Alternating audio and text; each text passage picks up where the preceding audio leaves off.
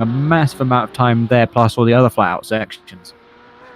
And actually, speaking of which, you can see a little bit of damage to the front splitter of Tom Hooper. We're taking a look at his Radicals Online BMW as he completes a fast lap.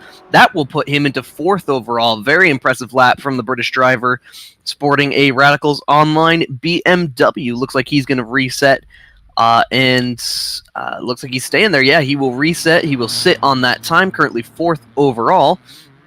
Now, your overall leaders currently... Rainer Telvar currently leads the Pro class. Pro Am is Hooper, as we just saw him come across the line.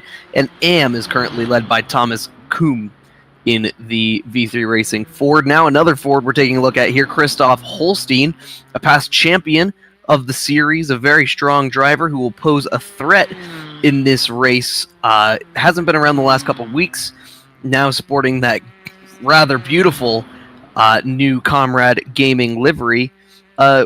How do you expect him to perform, given that now they have Rainer Telvar on the team, and it might be, one might even consider it a bit of a power struggle between the two drivers, who are both very fast and very dominant, but, I mean, Telvar's had more pace in the races so far compared to Holstein.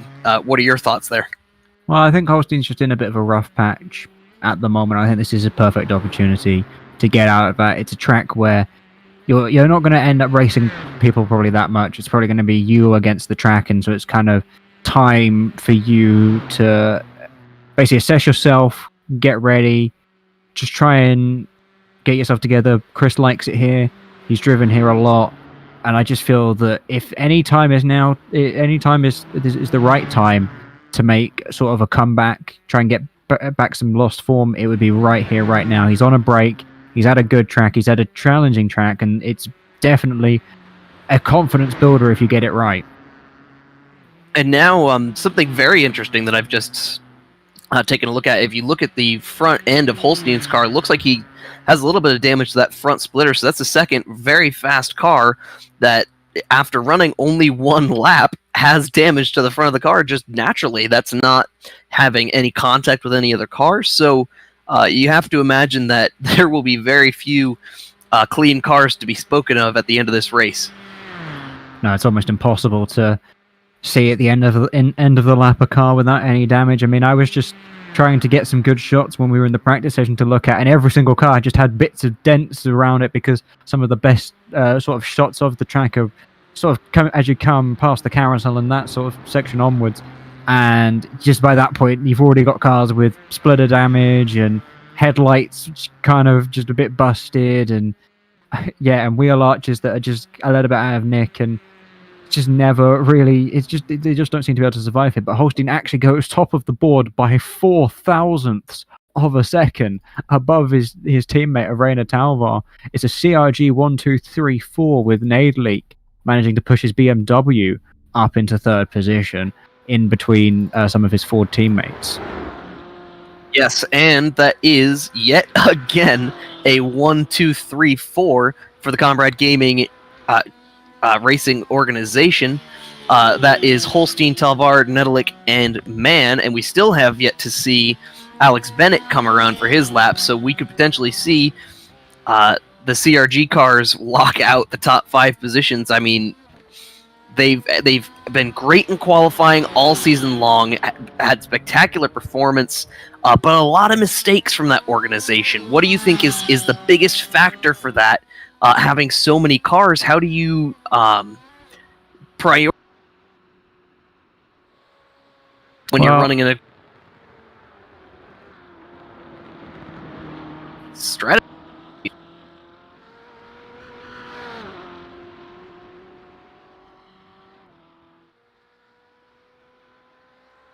As we see Bennett now coming across the line for his lap. Okay. You were just cutting out for a second for me then, but I think you're back. Oh, wait. Okay, no. Yeah, I think you're fine now. Excellent. Sorry about that. I was asking what would your priorities be? Say, put yourself in the shoes of the owner of Comrade Gaming Racing. How do you prioritize one or two drivers? Or how do you organize this group to try to overcome some of the struggles they've had with penalties and other sorts of mistakes? Well, one thing is they need to go on a pit lane driving course. They just don't seem to be able to manage to navigate that area with too much success at the moment, which is very unfortunate for them. And also they have the on top of that, they have the issue of that they don't execute team orders pretty much. Like they just don't exist for Comrade in much of the sense of what you'd expect. They sometimes will work together with each other to try and get other teams out of their situation, but when it's driver on driver battles, they don't prioritize anybody in any situation 99% of the time. And sometimes when you've got people up front, you kind of have to be like that, maybe at least until the final stint of the race, and then you say, okay, fine, team orders are off. But you just got to get to that point, and they keep having cars just drop off of each other midway through the race in these first couple of stints, and it's not great to be having inter-team rivalry, because that's something you can normally solve with a bit of communication. Well, now we are just about past the point in the session where we will see if you want to make a lap, you better have already crossed that start-finish line to start your lap by now, because we are now within 8 minutes left in the session. Taking a look here at Kiefer McKenna in that V3 Racing BMW, the Pro-Am driver from Ireland, Northern Ireland, that is. And so because of the length of this lap, one of the challenges for qualifying here, even though it is the normal length of 25 minutes, it is a solo session. So if you want to make it across the line, you better have been out and away a few minutes ago, because we are now approaching 5 minutes remaining in the session. So we will take a look at the drivers left on the track. We have Marvin Sluman, Merlin Cooper still on track, McKenna, as we're taking a look at him finishing his lap. Sarah Dove looks to be on track currently, but I believe those are the last few drivers still on track. Luca Lodato as well, currently out on the track, making a lap, trying to come across. And now we are seeing McKenna come across the line. Will it be fast? 15th place for the Northern Irish driver. A 7:58.592. That is 8.5 seconds off the top of the pace. What are your thoughts, James, on... I mean, we saw last week at Watkins Glen a very, very close field in terms of pace. So, given how long this lap is and the disparity between lap times, how do you expect this race to play out, and what are your thoughts on that? I think you're going to be kidding yourself if you think that the lap times are going to be close around the Nordschleife. I mean, the top of the field, of course, is probably going to be quite close as it is right now.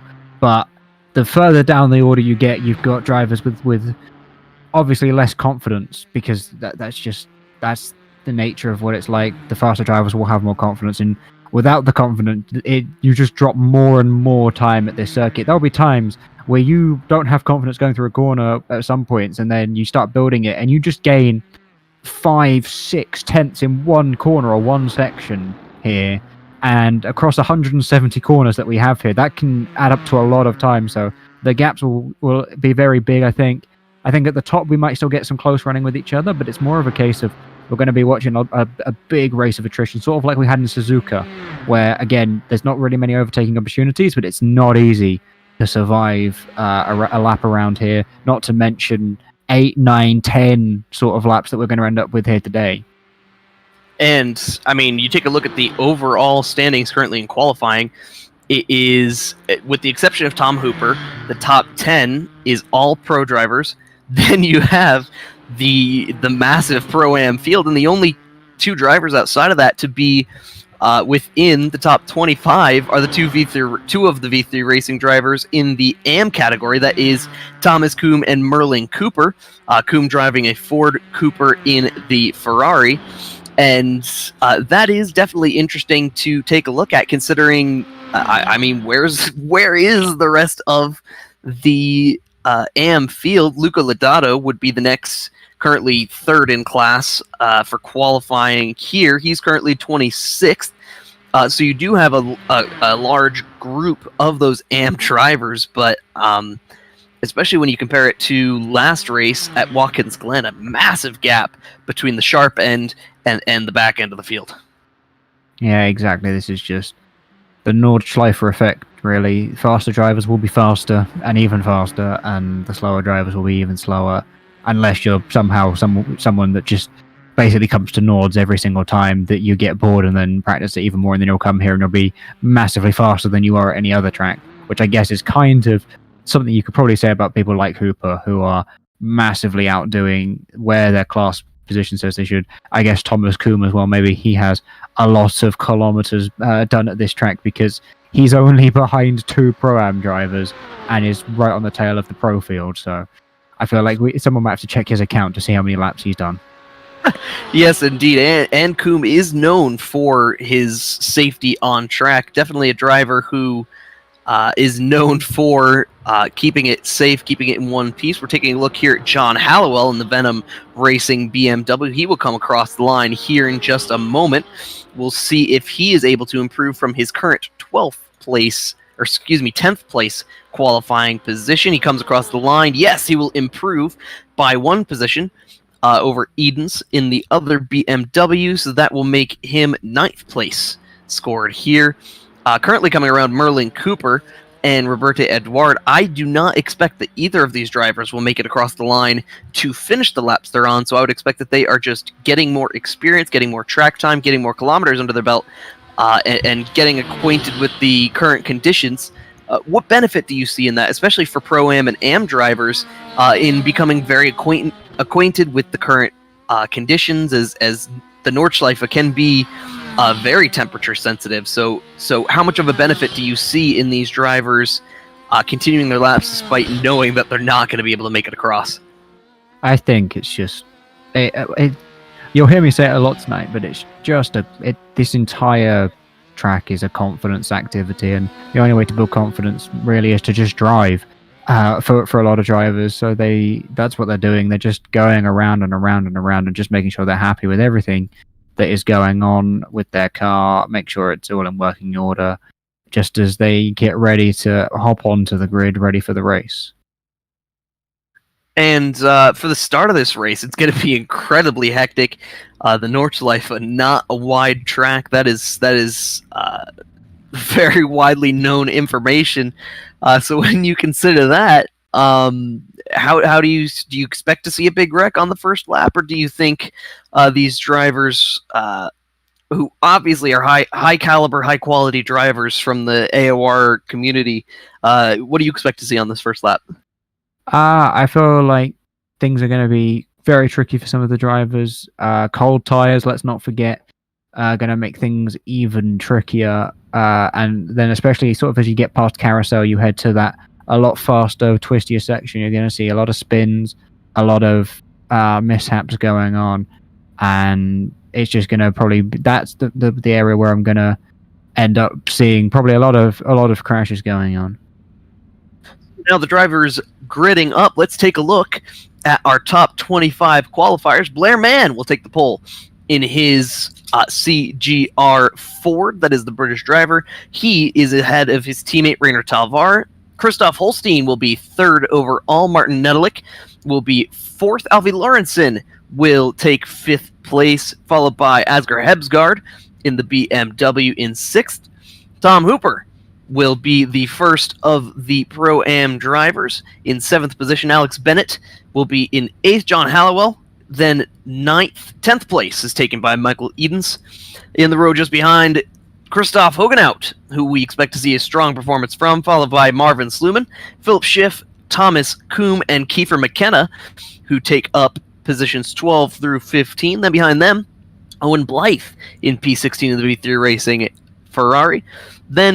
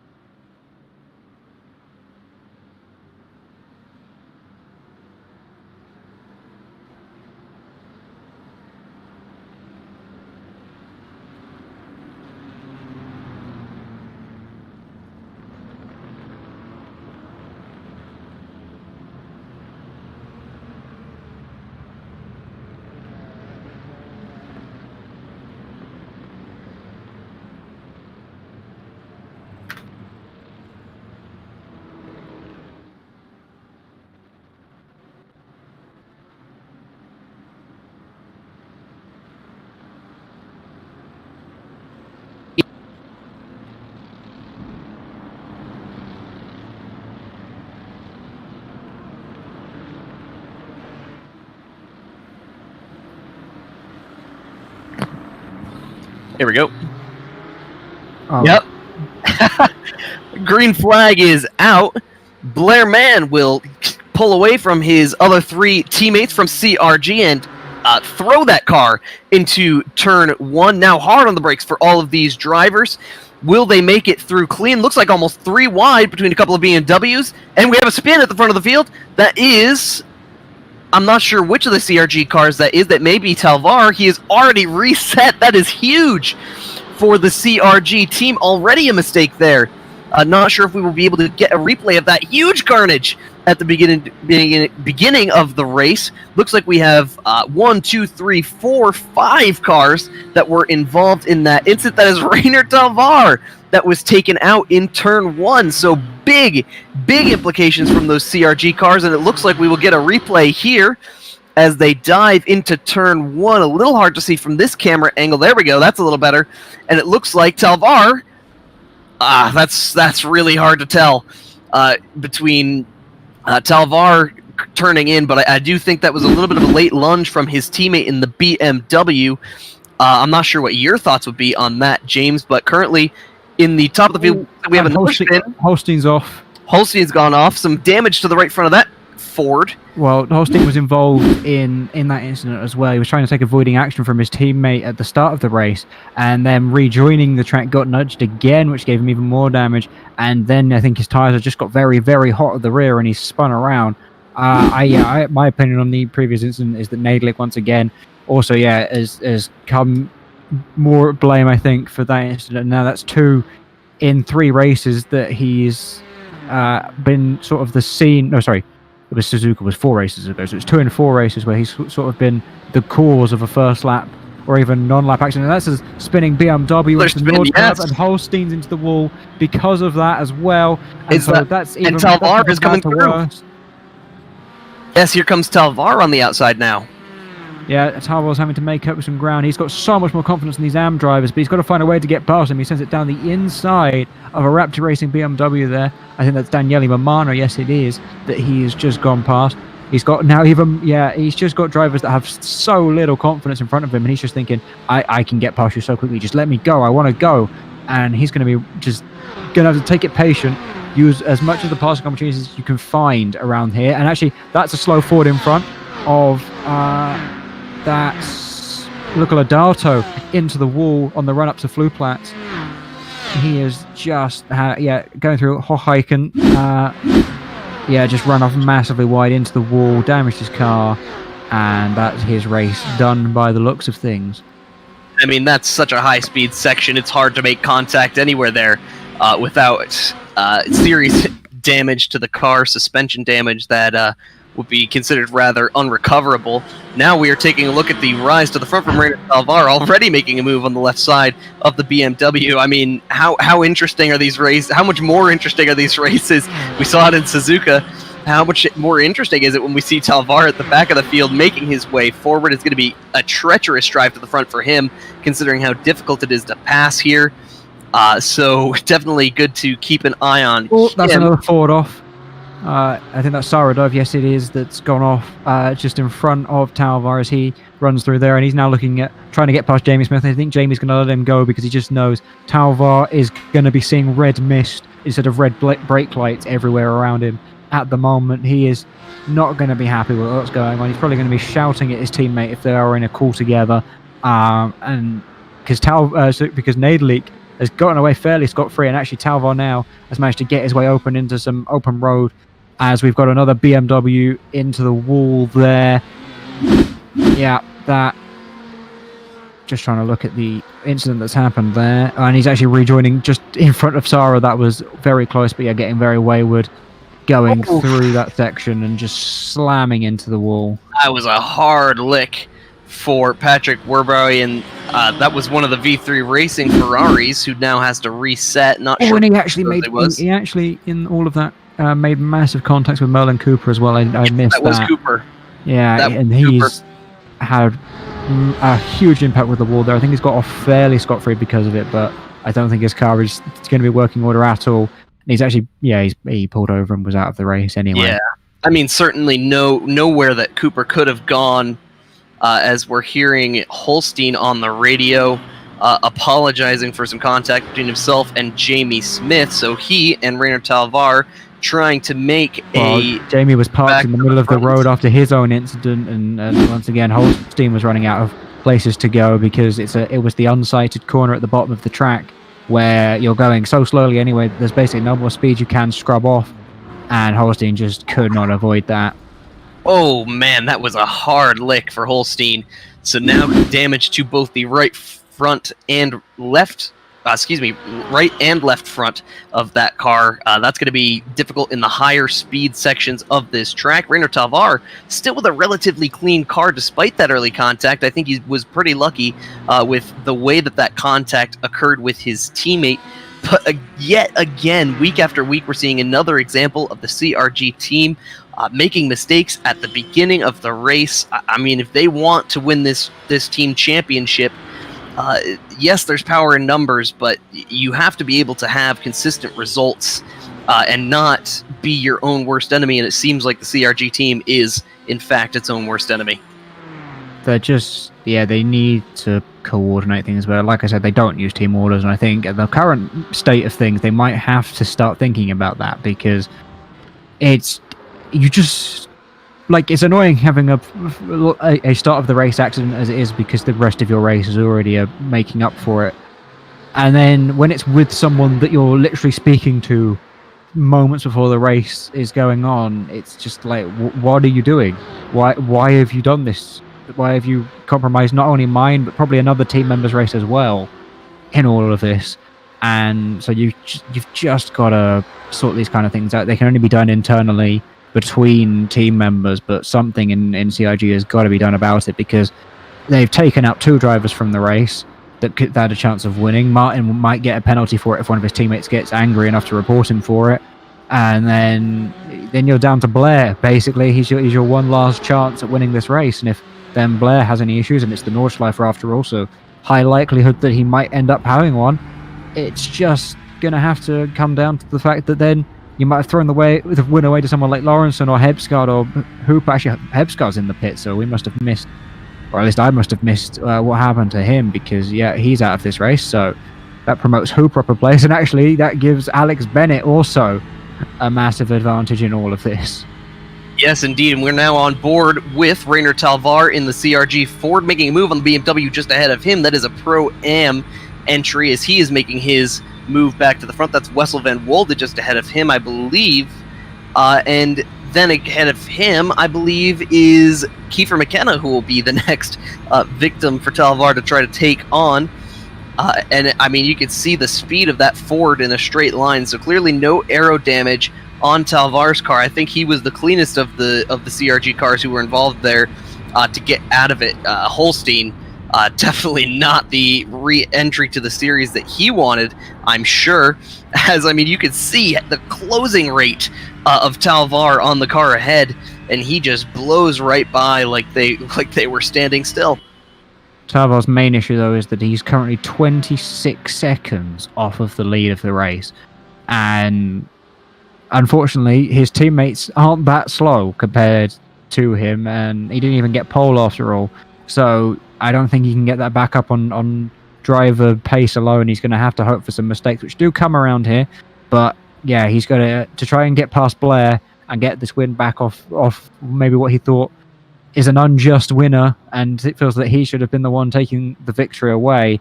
He's going to have to basically going to have to hope for luck to play a part, really, and hope that, and well, you don't want to wish bad luck on your teammates, but if he wants the victory, that's the only way that's going to happen. And we were just taking a look there at Kiefer McKenna in the V3 Racing BMW. I believe he had a drive-through penalty. That's the only thing I can think of. Only reason I could think of that he would be coming into the pit lane. No damage on that car currently.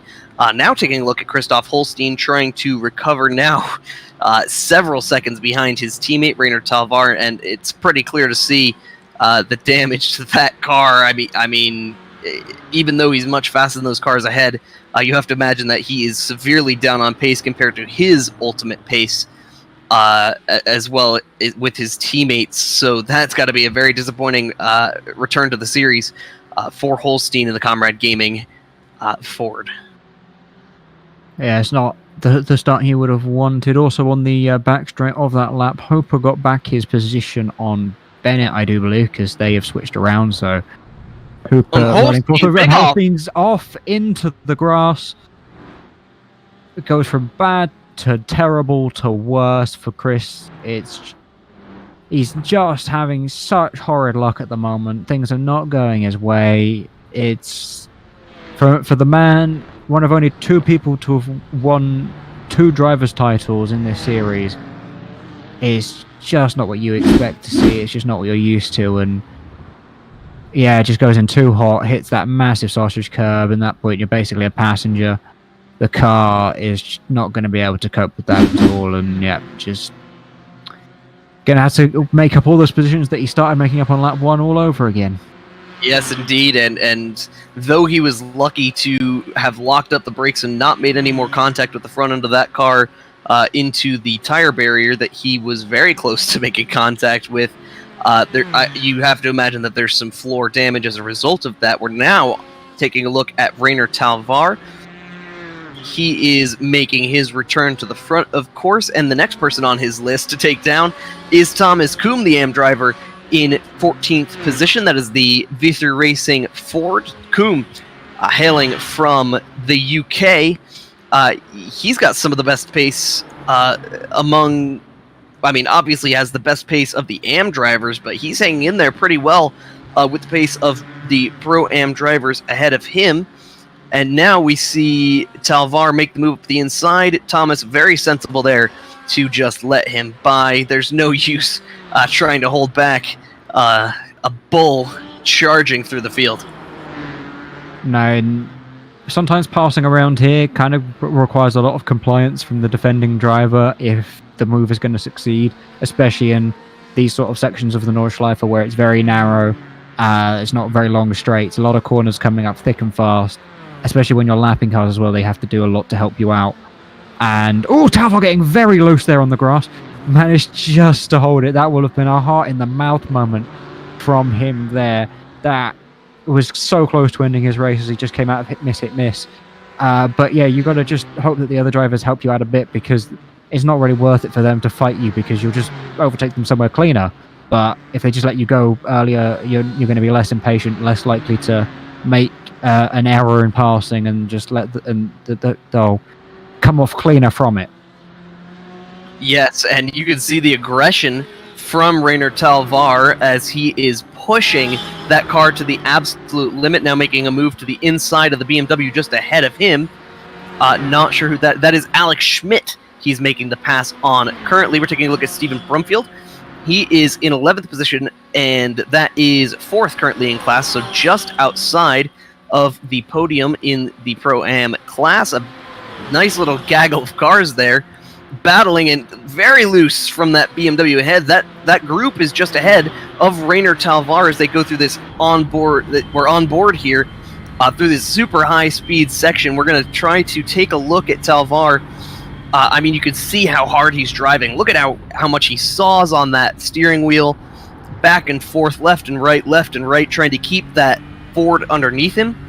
Those rear tires are going to be screaming for mercy at the end of this race, I'm sure, as he shows the nose to the inside and able to make it work. Surprisingly, I don't know whether Alex decided not to take the carousel or whether he just missed it, but I think he might have been spooked a little bit there. I think he was thinking about taking the carousel, and then saw Rainer being very fast and was just like, I'm not going to get in his way. I'm just going to take the outside of the carousel, let him go, and he can have fun with the guys in front. I am not getting involved in that. Going to be absolutely fascinating to watch this onboard from Talvar coming through this section, super high speed, really no place to pass through this roller coaster section of the track. Some of the most fun section of racetrack. Wow! Oh my up the inside, what a move! He is on a mission. He has decided that every corner is an overtaking opportunity. But watch out here! Don't try and do anything fancy here, because you'll end up somewhere on the internet. But he manages to navigate it cleanly. He's already back onto the back of the car in front of him. Oh my goodness, he is cutting through the field like a hot knife through butter. That's Holstein going slowly around the top of the carousel. It's just going from bad to worse. But Talvar now back on to the back of the V3 Racing of Stephen Brumfield in front. going over the jump down towards Stefan Bell off S. Talvar getting a bit loose, losing him a bit of exit speed. Brumfield will try and run away, but I don't think you can run away from this monster because Talvar is just... He sees every single car in front of him as a potential victim, and he's just got so much more speed as Brumfield applies the brakes, and he's going to go in... Oh my goodness me. Oh, nearly 4-second contact. carousel. Brumfield, I think, had to back out of that and just let him go. I mean, to pass around... And actually, that's Schmidt making a very opportunistic pass, and there's a BMW off into the grass there. That was a very good pass, actually, from Schmidt. Show your nose to the inside of the second carousel, and there's nothing the car can do. The car in front can do, because they just have to go around the outside, otherwise they'll spin off. So very, very well done from Schmidt there to make that pass as well. Can't run, you can't hide. All you can do is move over for that Ford of Rainer Talvar cutting through the field. Now taking a look at Michael Edens in the Venom BMW just behind. That is Chris Hogan just ahead of him in the CRG BMW. So BMW on BMW, both in the pro class. And they are about, give or take, 15, 16 seconds off of the lead. So already a big spread throughout the field, though at the sharp end of the field, only a half-second gap between... half-a-second gap between Blair Mann and Martin Nedelik. Alvy Lawrenson a few seconds back from that, as I believe we're taking a look at Cohen Van... Oh, that was too hot into the corner just before the back straight there. I think that was, and he's just, left. What do I need to do with that? As we now look at Ben Goldie. Oof, managed to keep it going there. That would have once again been a big cut in the mouth, and actually he's binned it in YouTube corner. That's going on the internet. Ben, I'm afraid you're never going to live that one down. And Ben he's Goldie off again. This has to be just a repeat of last week. He was having similar issues at Watkins Glen. We saw several incidents where he was off the track. Bent, and that's Holstein in the pit lane. That's horrible. Damage repair, but Goldie's car is crabbing as he makes his way towards the end of the lap now. It's not in good nick at all. And that beautiful BMW, certainly a mere shadow of its former self, as it slowly rolls into the pit lane. That is Christoph Holstein. A few other cars currently in the pit lane as well. We'll see if we can take a look. Cohen Van Eyck in the pits as well in the Porsche. Not sure who else. Luxek as well is in there. I see a Raptor racing car and Asker Hebsgaard out already. So that's going to be a big hit for the pro driver. Merlin Cooper is out, as we discussed earlier. Not sure who else, if anyone. Now to look at the front end of the field, Blair Mann being stalked by Martin Nedelik. Nedelik had some contact with his teammate at the very beginning of the race. A little bit of a late lunge from the BMW driver on his CRG teammate. Alfie Lawrenson is another 6.5 seconds back from them. So this is virtually the race for the win. I'm not sure anyone is close enough or has the pace enough to catch up to either of these drivers, though Tom Hooper still showing very strong pace. I think if anyone could capitalize on a mistake from either of these two drivers ahead, as they very aggressively go over that curb, headed into this snake section, very high speed, throw it in, and then bring it back down as fast as you can. Tom Hooper, taking a look at him here, not too far off of those cars ahead of him, just about 10 seconds, though his pace has been really quite fast. He's been catching the third place car ahead of him. That is Lawrenson in the other of the BMWs. So, I mean, what do you think Hooper might have the pace to catch up, or do you think you would have to rely on a mistake? It's tough to tell. I mean, Tom's already doing a phenomenal job with no force feedback to be up here in fourth and not being a wall, unlike half the field, it seems, at this point. So it's a tough one with Nords because it's kind of a case of you might have the pace, but it's probably sometimes better if you just don't try and push as hard. Make sure you just get to the end because he's got 3 people in front of him before he gets an overall podium. I mean, I think it's a bit too much to ask the win from him, but I feel like still one person in front of him could have a mistake, and which sends you into a wall. Sometimes it even sends you into a barrier that you physically cannot drive out of. You get stuck into the barrier, and that's an instant tow at the worst, well, at the best even, and a DNF at the worst. So his best strategy really right now is just do as he's doing, keep lapping around. Same with Lawrenson, because I don't think these top 2. I think Blair's too quick, and I think he's dragging the Martin along. I feel like perhaps if Blair wasn't right in front of Martin, that he might drop back a little bit, but just because Blair is so quick around here this week at least, and has done so much practice, I feel like Blair is probably the favourite to win this race right now.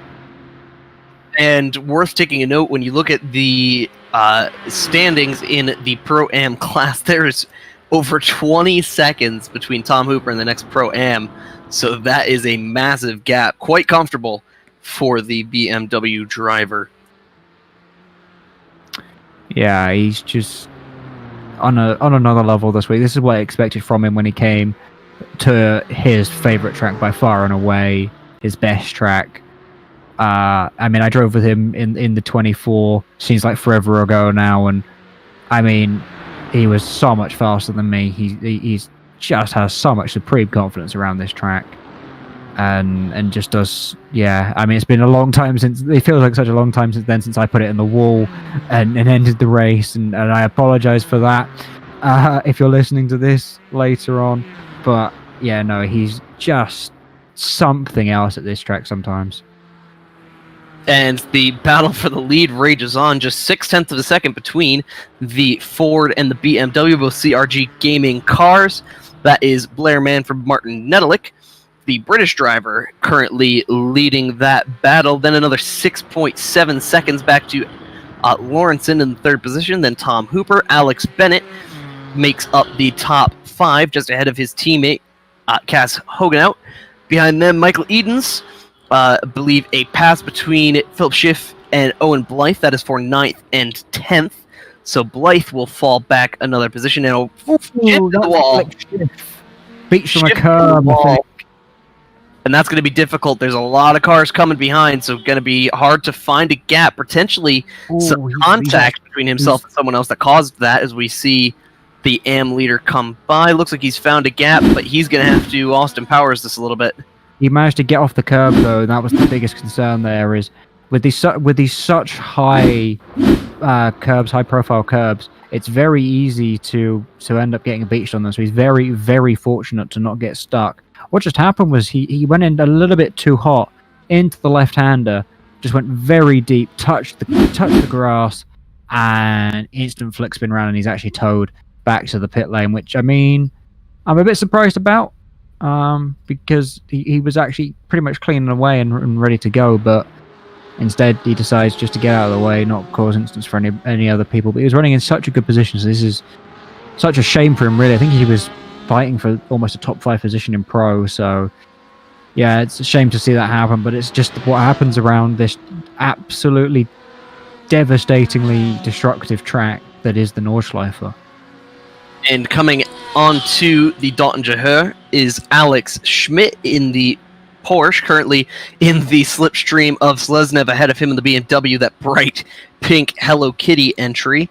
And with the aero damage a lot of these cars have, it's going to make it very difficult to slipstream. We see 2 teammates, that is John Hallowell and Michael Edens, the Venom Racing BMW duo, coming through the final couple corners of the circuit and heading back onto the pit straight. Those 2 drivers currently in 7th and 8th position. Rainer Talvar, this is pretty significant, currently 9th overall, so he has passed basically everyone else except for the leaders, the sharp end of the field in terms of the Pro category, and of course the exception of Tom Hooper in the Pro-Am category, currently 4th overall and looking for an overall podium. I believe that would be the first time this season that we would have a non-pro driver on the overall podium. in Oh, and that's Holstein having another incident, and I think that might just be him calling it a day, because that is just not what he wants to be seeing from himself. sometimes you have to say enough's enough. Yeah, I think that's just time to call it quits and give it a rest. His teammate, on the other hand, is doing a great job of recovery, as you pointed out, with Talvar. Currently 2.5 seconds a lap quicker than the people in front of him, which I know sounds really, really weird to say, but because it's such a long lap, that's more equivalent to around half a second a lap-ish. At sort of like, if you're doing the GP layout alone, it'd be around about half a second per lap, because the GP circuit is around 1/5 the length of this combined total length of 25 kilometers. So yeah, that's always a good margin. That's Schmidt off into the gravel, having issues there, but yeah, he's managed to recover and get back out onto the track as the TRG cars just go through Heiken and then towards the Flugplatz. They don't seem to be having many issues at all with what's going on. Now we are on board with Martin Nedelik as this battle for the lead heating up. I don't think Nedelik's really taking any prisoners. You can hear him blip out of the throttle there for just a moment to allow his teammate some room coming through the Flugplatz. But I really don't think there are team orders here. I think Nedelik wants this lead and he wants to run away. He seems to have better pace than Blair Mann, but choosing very carefully where to make that pass. There's a few opportunities we've seen, in even just the time we've been on board with him, that he might have had an opportunity to make an aggressive move to the inside of his teammate, opting not to. Rather smart move from that driver, especially considering the lunge he made at the start of the race that ended up putting Rainer Talvar all the way back, now 35 seconds off of this lead battle. As these drivers throw it in through this section, you can see Nedelik able to just blip the throttle, make a lunge towards Blair Mann. That's got to be pretty ominous, seeing that car in your mirror. Now on board with a Porsche, Marvin Sluman currently stalking Owen Blythe for 10th place overall and 2nd place in class. That is the battle for 2nd in Pro-Am. Tom Hooper, of course, the leader in Pro-Am. Several seconds up ahead, nearly 30 seconds, that gap between Hooper and Blythe. So Blythe trying to make his run for the top of the standings. He's in certainly well within the battle for that class win in the championship standings from his teammate Stephen Brumfield. Both of those are V3 Racing drivers. Now back on board with the CRG BMW. Lots of awesome onboard shots thanks to our producer Nick Domino, who's been putting a lot of work in. So a big shout out to him for all the work he's done with the skin pack and the overlay for the broadcast. And Nedelik having to let off for his teammate. You saw Blair Mann a little aggressive through that corner and had his left sides on the grass. A big hit to the curbs from Nedelik as he will stay in the draft of his teammate. So potentially a little bit of fuel saving from that driver, but they are very close. Huge contact for Schmidt. That was massive. Instantly reset. Yeah, instantly gets out of the way. He was very close to collecting 2 other passing cars, but he's done something that I actually did in a race earlier this week. So many times. Dipped the grass just on the outside there, and it's just, yeah, when you get it a little bit wrong there, and it just sends your car straight off into that wall. Sometimes rear entry like Alex, sometimes front entry like I had, but the same result happens. You're pretty much out of the race at that point and just have to deal with it. Yeah, that was quite a hit. He hit that grass just at about the maximum speed in that short straight before you hit the brakes and make that left-right complex before heading into the hairpin just after that. Now we are looking at our leaders about to go into the roller coaster section of the track. Blair Mann seems a little bit faster in this sector, gives himself a gap to his teammate, about half a second worth there. But I do believe Nedelik has the better overall pace in general. On board with the BMW, Looking at the taillights of that Ford GT ahead of him, you can see how much they have to play with the throttle, a lot of off-throttle time, but you could just hear in the engine noise how careful he has to be with his throttle inputs. Not too much, not too little, got to stay right on that limit, right on the edge of control, and you see the rear end of that car step out just a little bit as he will fall back just a little bit more. So Blair Mann turning up the pace a little bit and able to go from barely a car's length between himself and his teammate to about 0.7 of a second, as they go through the jump. Yeah, as they just come through. Stefan Beloff towards the end of the lap. I think there might be pit stops happening at the end right now. I think 4 laps is the limit.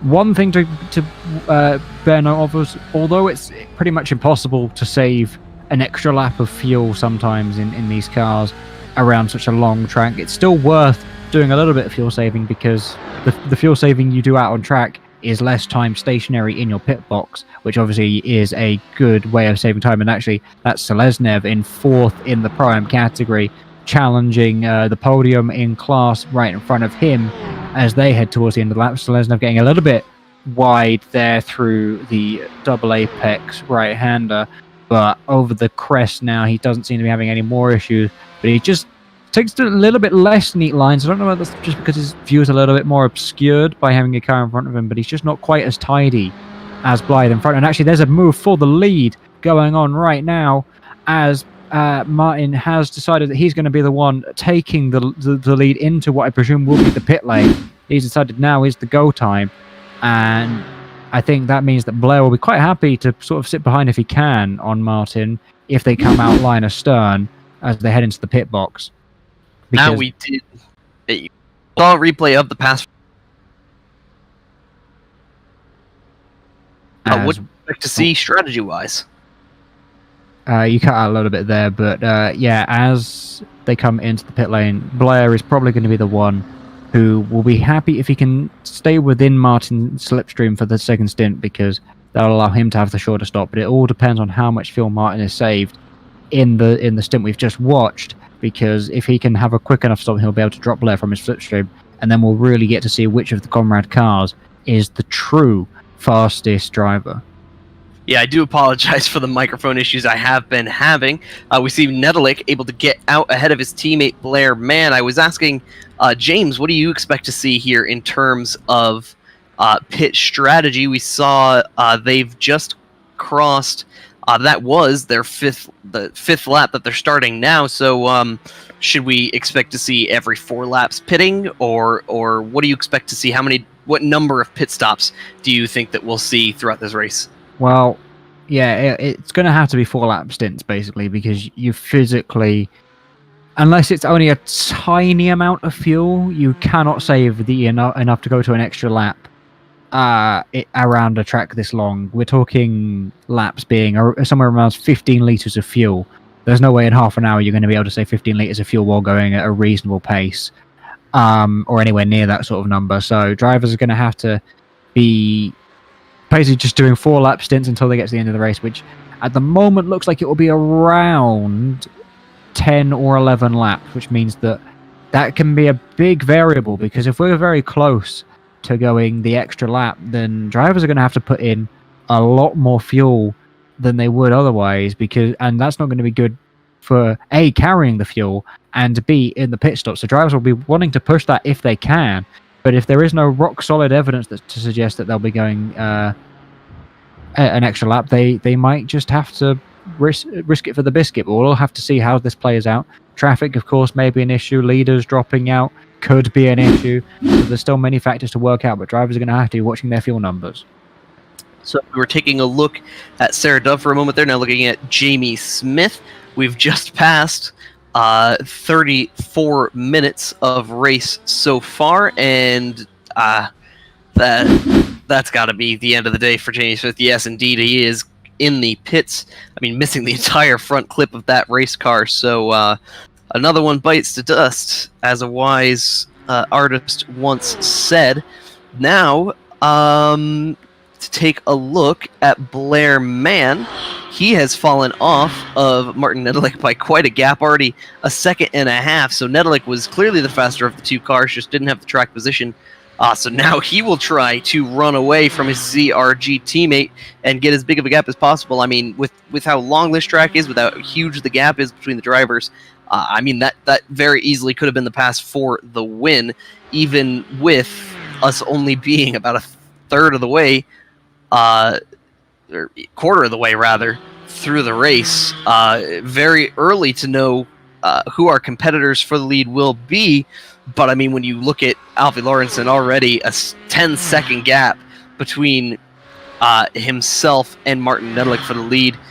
Though I think an area of interest will be the battle between Alex Bennett, Tom Hooper, and Alfie Lawrenson. Those three BMWs all within 10 seconds of one another, ahead of Chris Hogenout. The Dutch driver is another 12 seconds back there. So now taking a look at Cass Hogenout, he is in 6th place. Currently on board with him as he throws that car in that left-hand turn. Now he will hit the brakes, get it as close to that curb as possible, uses it up a little bit. Now back to the right and gets onto the gas as fast as possible. Slam the power as fast as you can. And now coming up on that area where we saw, I do forget who the driver was, but this is the area where we saw that big contact, the Porsche in the Pro-Am category, who clipped the grass on the right side. That was Alex Schmidt, yes. I apologize, the driver had slipped my mind, as we will now see him come through one of the most challenging areas of the circuit, where we saw a lot of contact and a lot of carnage at the beginning of this race, miss, as he will execute it rather cleanly, and now heads into the challenging hairpin second gear left-hander, and now gets back onto the throttle as hard as possible. Not sure Hogenout has the pace to hook up with Bennett ahead of him. And now we're taking a look at Rainer Talvar still making moves. Yeah, he's just actually in the pit lane at the moment, which isn't good for him, because I would have thought he would have already made his stop by now, so that's really not good for him. So he must have had some sort of incident, because yeah, and he's actually put something in chat, number 1 Martin, which I'm presuming he is referring to rule number 1, don't hit your teammate, because I think that's race over for Mr. Talvar. He is, yeah, I think he's going to be out of this race very shortly, because that's a long pit lane time for him. He's been in there for 5 and a bit minutes now, which means he must have had some sort of massive damage from Martin's incident. Maybe he bent a suspension, and therefore will have at least 12 minutes to repair his car before he can get back out on track, which is obviously about a lap and a half, and essentially any chance of having a victory in this race has been taken away from him in the first corner through what was essentially no fault of his own. Well, now we're taking a look at the battle for 14th overall. That is a few positions outside of the Pro-Am podium. That is between Kiefer McKenna and Ash Russell, both BMWs. That is the V3 Racing BMW, just ahead of the Privateer BMW. A Northern Irish driver just ahead of the Dutchman. Or excuse me, those are both from the UK. My apologies, I was reading the wrong part of the standings there. As they go through the very fast section, a lot of... you'd be surprised how much skill it takes to follow someone at this track. You're not able to see your apexes as well, especially when you're looking at that extra wide booty of the BMW M8 GTE just ahead of him. So very tough to be so close behind the car ahead of you, as we see a train of about 4 cars within a couple seconds of each other, all, I believe, in the Pro-Am category. So that is a very close battle for Kiefer McKenna, currently being stalked by Ash Russell for the 14th position overall. Yeah, just coming now through...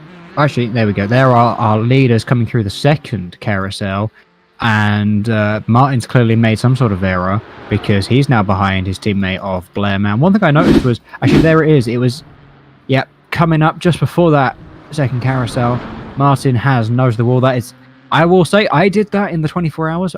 My excuses was night, so I couldn't see as well what I was doing. So yeah, that's what happened with Martin there, is that he's just understeered a bit wide and got onto that gravel and hit the wall. So he's going to be very careful now, because he might have a bit of bodywork damage from that. I know I did when I once again also hit that wall in my LMP1 earlier this week. But that car is a lot more fragile than these GTEs when it comes to walls. But Martin has got a bit of damage to his front. But I think that's more curb abuse than it is wall abuse, because that's just quite characteristic of most cars around this track, what his front end looks like right now.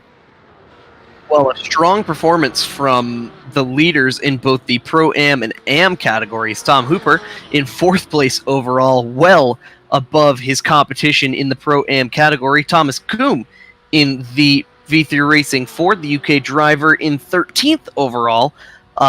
A huge gap between the drivers, the leaders in each of those categories, and their competition. Hooper has 4 pro drivers between himself and second place Marvin Sluman in the Porsche, and Thomas Coombe has another 5 Pro-Am drivers between himself and second place Falco Verkamp in the BMW, that is second place in the Am category. Taking a look at Nedelik, you can see obviously quite a bit of front end damage to that BMW, and it looks like he clearly has lost some pace because he was the faster of the drivers between himself and Blair Mann, and now Mann is pulling away rather easily, it seems. So this is big for Nedelik. The question is, will he be able to keep up enough pace to hold 3rd place Alfie Lawrenson behind him, or Tom Hooper as well? So if he can minimize mistakes, potentially that would be a bit easier. Taking a look at Hooper now, coming through that high-speed chicane, and now we'll hit the brakes hard and turn left into the second half, that is, of the GP circuit. That Radicals Online BMW looking honestly rather clean compared to the other BMWs ahead of him. So, I mean, I don't think there is a single car in this field that does not have some sort of damage. Yeah, Hooper's still got a little bit of a front splitter damage, but again, that's very, very likely just to be from hitting curbs, which you got to do to go fast around this track sometimes, and that's actually Nedelik pulling off. Yep, he has disconnected from the session, as has Rainer Talvar, so they're going to go have shouting matches at each other in some sort of Comrade Gaming Discord call, I would have thought. But what that does mean is that our Pro-Am driver of Tom Hooper, who I said was a bit of a Nordschleife merchant, is currently 3rd overall, and is about, I'm just trying to see here, he's about 35 seconds ahead of his nearest Pro-Am driver. Yeah, no big deal. Talk about a comfortable lead, but that issue for Nedelik, I mean, the proof is in the pudding. They don't call it the green hell for no reason. A lot of the results that people get in these races has a lot to do with attrition and just taking care of the car when you're on such a challenging track. So easy to make a single mistake, and with these walls are so close, just one mistake is all it takes to end your day. Nedelik, after that contact, obviously had some suspension damage, as we see Hooper very rapidly closing in on Alfie Lawrenson. That will be for P2 overall. And now looking at Lawrenson himself. Oh, excuse me, that was a lapped car ahead, so my apologies for that. So Lawrenson a little bit further ahead of Hooper, give or take 8 seconds between the two of them. I mean, I think we could see, if we see a mistake from Blair Mann, which quite honestly does not seem likely considering how stable a platform that BMW appears to be, but of course anything can happen at this track. I think Hooper could be well on his way to potentially upsetting the field and getting a win as a Pro-Am driver. Of course, anything is possible when you come here to the German Forest. And now taking a look at Philip Schiff, continuing to have some issues. Yeah, Schiff heading into turn 1. Bit in the middle of the track there, but no real issues. Actually, no, he's taking a bit too much speed. Perhaps the slightly offline, not doing him the greatest of efforts there, but he's still P7 in the in the pro category, even, which, considering the fact that he's not had a very clean race, just shows you how hard this track is to navigate. If you've never driven the Nordschleife, why, first of all, and second of all, you can see it obviously that it's not very easy, and anyone who has driven it can testify to the fact that it's just, especially here, it's 80 minutes of being wide eyes open, concentration completely. Even where Hooper is, that we're watching right now, the run up the hill, like, it's still not. This is kind of one of your few resting points, and even then, it's still not great because you're still having to focus on where all the kinks are on the straight because it's not actually straight. And then you have to go up to a corner that's literally called Courage Corner. You have to basically keep your foot in as much as possible. It's probably a slight lift in these cars, but it's still very, very fast, and you have to get very close to that outside. On the exit, you're worrying about that wall that's right there close to you, and then you're right back into it. You're right back in now as you head towards this right-hander at the end of the flat-out section and up towards the carousel. And then past that, you've just got constant corner after corner after corner for about 3 minutes until you get onto that back straight.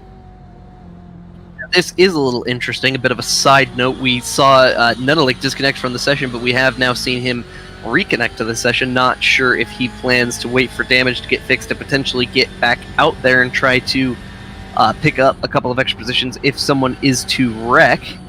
Now on board, well, still on board, I should say, with Tom Hooper, that very quick BMW M8 GTE.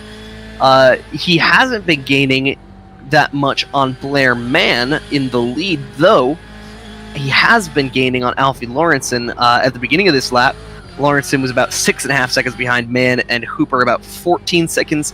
Now Lawrenson about 7.5 seconds and Hooper about 14.5 seconds. So he's gained, give or take, about a second throughout this lap. As you see, it looks like Hooper holding a pretty wheel through this whole section. The BMW seems to be one of the more stable of the cars. I think that's actually just because of the fact that he can hold the wheel straight. He doesn't have to feel the bump. Yeah. I feel like any other driver, I mean, even there, he's got no force feedback and he's still twiddling the wheel a little bit. But I feel like most drivers would be doing some sort of managing with the bumps, but he doesn't have that response through his wheel. He's just basically gliding it, and he can have such a much smoother driving style. Obviously, it's harder to correct things, but it means you're also not putting as much load through the car at unnecessary points. Yes, of course, and the BMWs do seem to be a good bit more cooperative with these curbs. I would venture to say that the Ford or the Porsche, probably the most curb sensitive of the four GTEs we have on iRacing and in this league. And when you can see your target ahead of you as Hooper can, that's got to be pretty encouraging. You can see him as he goes through here. That is Michael Edens trying to chase down his teammate John Hallowell. Both Venom Racing BMWs. They've had a rather quiet season, the Venom BMWs have. Quietly, it seems, in the top 10. Not towards the front that far, but a rather solid season from Hallowell and Edens, the two drivers hailing from the UK. And that is just about the closest battle in the top 10 between the two of them, though it is a little bit closer between Owen Blythe, and he has been passed by both Marvin Sloom and Oleksiy Seleznev, so he has fallen off of the podium in the Pro-Am category. Also, I mean, on the note of the two Venom drivers, they are very good at just basically sitting here, the sort of the lower reaches of the top 10, and just sitting there, not having a nice quiet time, normally quite close to each other. And in terms of the team championship, that allows them just to consistently pick up points. They don't trip over each other. They don't really have too many issues. And actually, I think they might. Oh, actually, Eden's there looking a little bit more feisty on John, but they're just, they're very consistent, and they just kind of show up, do the 80 minutes of driving, try and pick as many points as possible. Don't get too fussed about everybody else around them, and just complete their mission and go home. have received a bit of a tip from our good friend Stefan Komke. He indicated that these cars are having trouble stretching the tank to 4 laps per stint, so the fuel's been very tight for them. Some of these cars can only do 3 laps on a stint, so we could potentially see some of these drivers need a third stop, assuming we end up having a 10-lap race within this hour and 20 minutes. So the question will be who pitted on lap 4 and who pitted on lap 3. So some differing strategies between these drivers going to be interesting to take a look at later in the race. Yeah, I feel like that might be down to the fact that we are running earlier in the day than was what was used in the official sessions this week. And earlier means obviously lower temperatures. We're about 10 degrees colder. Well, maybe about 8-9 degrees colder than what you're used to if you've done any official races this week, which means the track is a lot grippier, which means a lot more full throttle, a lot more keeping it planted, a lot more speed, and a lot more fuel being burned. So it doesn't actually surprise me that we're going to end up seeing struggles to use the same amount of fuel as we would normally. So yeah, that's a very good point that's been pointed out there by Stefan. And yeah, so drivers going to have to be a bit careful, try and use lift and coast where they can. I mean, gaps are getting a bit more spaced out now, so drivers are less concerned about people behind them trying to overtake them. They've just got to focus on strategy, because doing an extra pit stop costs you a lot more time than, say, saving 1.5 liters of fuel. Yes, that is, of course, going to be a big part of today's race. Taking a look at Falco Verkamp. Looks like he had a bit of an issue there. So that is the Team Shazoo number 316 car. He is currently up among the top in the championship for AM. I believe he may even be the leader currently. We'll have to take a look at the championship standings. As he's very loose. That's his teammate of Ash Russell. That was going very slowly there. I don't know what's happened to Ash. We also did see Ash in a battle in Pro-Am, so it looks like he spun coming out, about a bit of a half spin, coming back onto the Nordschleife part of the circuit, though that means Russell will fall out of the battle that he was in and have to pass back his teammate here. Yeah, and I mean, Falco obviously different class, so he's gonna he might not be too much wanting to fight his teammate for any positions and just let him go on what he's doing at the moment. So I mean, if Ash is in a call with Falco, then they might just try and orchestrate it where they can. He's a little bit too far back, really, to be given the position, especially the fact that Wessel is going to be right there as well, and they don't really want him getting past, and that would help out Ash a lot if they could sort of use Falco as a roadblock. And actually, Ash is getting up a lot more time now on his teammate. Falco struggling a bit more on the full throttle section there, and especially heading towards Swedenkrautz. So coming now down towards the compression, Russell getting very close to the back of his teammate. Are they going to orchestrate anything, or is Russell going to have to try and make the move by force? Falco doesn't look very inclined to give his teammate up the track position, obviously not a class position. I mean, it could be. Falco is performing very well in the races he's attending, so he could be promoted to Pro-Am, which would cause this to be a battle for class position in the long run. But Russell now heading past what is commonly known as the Rebel Tree, just there into the left-hander. Very tricky, a lot trickier than it would seem. Make sure not to dip a tire on the grass. Get very close to the exit though, and try and set yourself up now for the hairpin. Downhill braking zone, got to be very careful about that. Don't hit the curb too hard as Russell just did. That will hinder you, as you now head in towards this very high speed chicane, towards miss, because that's exactly what you want to do. Miss the first apex, Russell doesn't do that. Hits the second apex, misses the third apex, as you should. Heading towards the slowest corner now on the circuit, downhill braking zone. And you're kind of now in a very tight position, so he's going to have to stick behind his teammate as we look at Momano behind, I think that's Wessel van Walder, so this is not full class position. And Valco also getting very wide, but the best position I think is now coming up to the uphill section just after this corner we're about to head to now. Well, it is very interesting because you see 4 cars within just a few seconds of one another, an AM driver followed by 2 Pro-Am drivers, followed by another AM driver. So those are 2 battles for class position, masked within 2 battles that aren't for class position. So it's very interesting to see, who will let who by. I believe Danielle Mamano might have been a little bit slower, might have been holding up Wessel van Walde. Now that the Ferrari of Van Walde is clear, we'll have to see if he's able to catch up to Ash Russell, currently stuck behind his teammate, Falco Verkamp.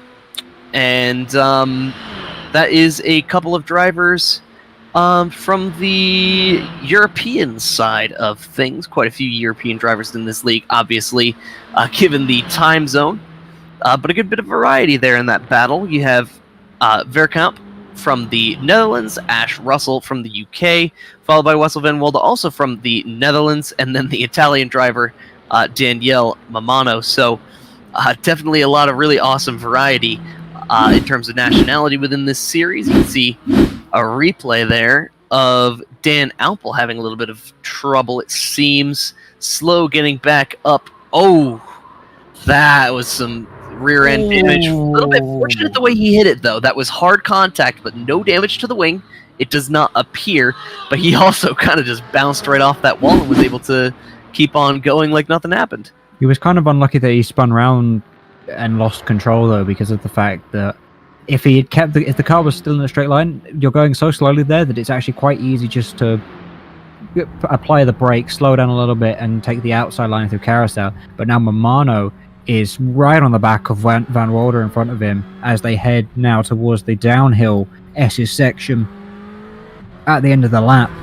And yeah, Mamano has just lost a little bit of ground, but actually I think that was more Van Walde going a bit hot into YouTube corner, as it is commonly referred to, now up the hill and back down again, heading towards one of the many jumps on this circuit. The cars will take a little bit of air, as you'll see on your camera right there, as they head towards Stefan Beloff S at the end of the lap. Pretty much flat out. I think it's completely flat out for these GTE cars, as they head through here. Swoop right, then left. Don't touch those curbs because they will send you straight on. There go the curbs, now heading into this very, very hard right-hander. Take it down a couple of gears, and then even more in the left. This is really understeery sometimes, and just make sure you don't hit that gravel trap as Nadlik did. Heading into the worst corner on the track, the second carousel. Ask any driver, and most of them will probably say that that is the worst corner because it's just so fiddly. Heading out now onto the Dottinger Hor at the end of the lap. Very high-speed corner, trying to get as good at an exit as you possibly can. Mamano is getting very, very close. Pulls out to the right-hand side, down the back straight now, all the way. And actually, that's Van Walde either having big straight-line speed issues or just giving that up. But I don't think that he's got much in the tank at all there. Must have some sort of damage.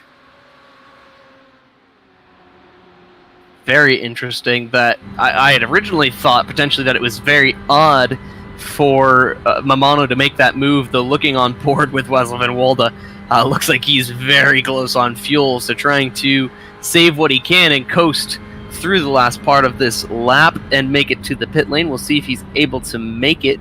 Certainly running on fuels is that Team Shazoo Ferrari. He will dive into the pit lane here, try to get on the brakes as fast as possible, challenging pit lane entry, so tempting to go in quickly. Of course, a little bit of the advantage. Oh, and that's a Suzuka that's missed its pit lane. Yes, by quite a bit, I might add. Taking a look at Sarah Dove, the UK driver in the Ford, currently followed by Dan Alpel, the Dutch driver in the Team Shazoo BMW, with the bright yellowish orange winglets and mirrors, currently trying to chase down Sarah ahead of him. That is a position in class, in the Pro-Am class, that is the battle for 13th and 14th. A few seconds behind Kiefer McKenna in the V3 Racing BMW, then Marvin Sluman, who is the first driver outside of the podium. A little bit interesting that Thomas Coombe appears to be in the top 10, unless that is an error on my No, timing. Thomas is also like the other Tom of Hooper.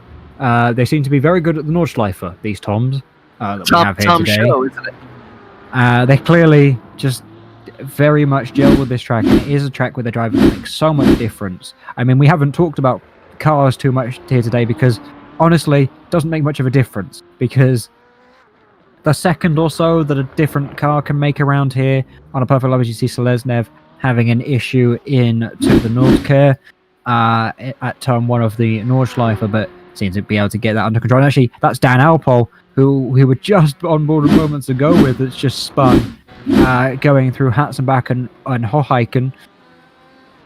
And yeah, he's going to have to try and Austin Powers his way out of this. And actually, that's Sluman as well, having an issue. Just shame streaks again. He's going to have to try and make sure not to beat himself on the curb, and he didn't do that. But once again, he's going to have to do a 5-point turn or something to get out of that position as well. So tyres getting low on grip, I would presume, is probably the cause of what's going on now, as we head probably towards what will be our second round of pit stops at the end of this lap.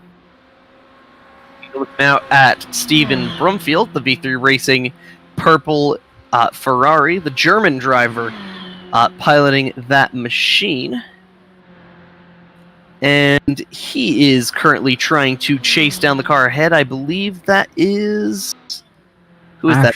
Ash Russell. So we did see some problems that Russell was having earlier that did apparently bring him up to Brumfield. Actually, I believe Brumfield must have had an issue because Brumfield's, as I remember, was quite a bit further up the track than Russell, who was in a little bit of a battle with Daniel Mamano at the time. I believe his teammate Falco Verkamp, who he was going back and forth with a bit, has gone into the pit lane because he has fallen back a couple positions from him.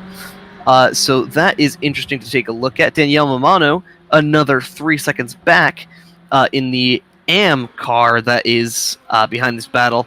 So a train, 11th through 15th, all in the Pro-Am category. That's Kiefer McKenna, Sarah Dove, Marvin Sluman, and Ash Russell, followed by Stephen Brumfield. So a really competitive battle for Pro-Am. Certainly, we've seen throughout the season a little bit more competitiveness and close battles within the lower classes, the Pro-Am and Am, than in Pro. What do you think is causing that disparity in pace within even the classes? It's such a hard thing to assess without speaking the driver themselves sometimes. I mean, having obviously the pros dropping out a lot promotes the other drivers further up the overall standings as well. The pros are pushing so hard to find that extra sort of couple of seconds that they're just falling off the field. I mean, it doesn't help that the pro field is dominated by CRG, who keep tripping over each other heading through these races, especially sort of first lap issues. And I mean, yeah, it's one of these tracks where things can get thrown up a lot around here. They can be thrown up into the air because it just depends on how much experience you have around this track most of the time. Like, driver pace around other tracks would obviously play a little bit of a factor, but if a driver doesn't know, say, sort of that last 20% of the lap, then that's a couple of seconds that they're going to lose across their lap time. And it doesn't matter what class you're in, that's going to hinder you a lot when it comes to racing everybody else around you. Now, interesting to take a look at is the last laps pitted. We're going to see a large group of cars come in pretty soon. I believe the first of the cars that have pitted a second time is Marvin Sluman in 13th in the Porsche. He pitted last on lap 7, but if you look at the top 12, they have all pitted on lap 4. So that seems to be the overwhelming strategy among these drivers, is to pit on lap 4. We would expect them to come back in on lap 8. So I don't believe we're going to be seeing any drivers try to break it up into 3 pit stops. Well, I do imagine they will have to pit again, potentially.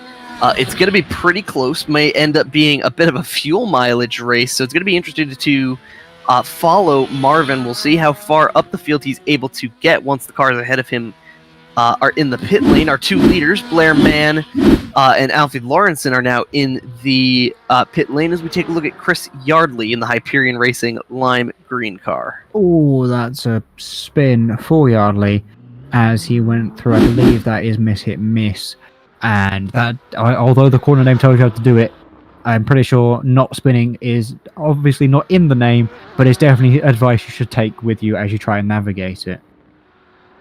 So Blair Mann exiting the pit, still having his lead. Lawrenson exits as well. Let's see what the gap is roughly as they come out.